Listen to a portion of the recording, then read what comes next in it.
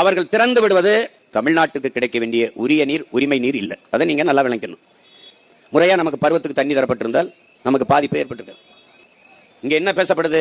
தமிழ்நாட்டின் முதலமைச்சர் மாண்புமிகு விஜய் அவர்கள் கர்நாடக முதல்வர் சிவகுமாரை சென்று 3ஆம் தேதி சந்திக்கிறதா இருக்குது. அப்ப அவர் ஒரே வார்த்தையில நீங்க வர வேண்டாம், இங்க பிரச்சனை கலவரம் என்றால் அதுக்கு நான் பொறுப்பேற்க முடியாதுன்றாரு. இவர் போகல, அவ்வளவுதான்.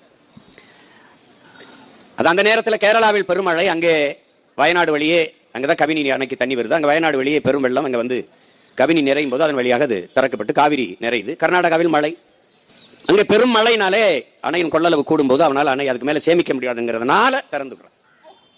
அது யதார்த்தமாக இயல்பாக நடந்துற ஒரு நிகழ்வா இருக்குது. தமிழர்களுக்கு தண்ணீர் கொடுக்க வேண்டும், அந்த உரிய நீரை, உரிமை நீரை கொடுக்க வேண்டும் என்பதற்காக கொடுக்கல, உபரி நீரை தருகிறார்கள் போனா போகுது என்று. ஆனால் இங்கே இருக்கிற பெருமக்கள், முதல்வர் அவர்கள் கடவுளின் குழந்தை, அதனாலே அங்கே மழை பெய்து இங்கே தண்ணி திறக்கப்பட்டது. கடவுளின் குழந்தை இருக்கிற ஊர்ல பெய்யாம இது கர்நாடகாவில் பெய்யுது, கேரளாவில் பெய்யுது. இப்படியெல்லாம் பேசுறதுனால தாண்டா உங்களை தற்குறி நாங்க பேசிடுறோம். ஏதோ நாங்க ஏதோ தற்குறின்னு சும்மா போற போக்குல சொல்லல, ஆய்ந்து உணர்ந்து அறிந்து தெளிந்து பேர் வைக்கிறோம்.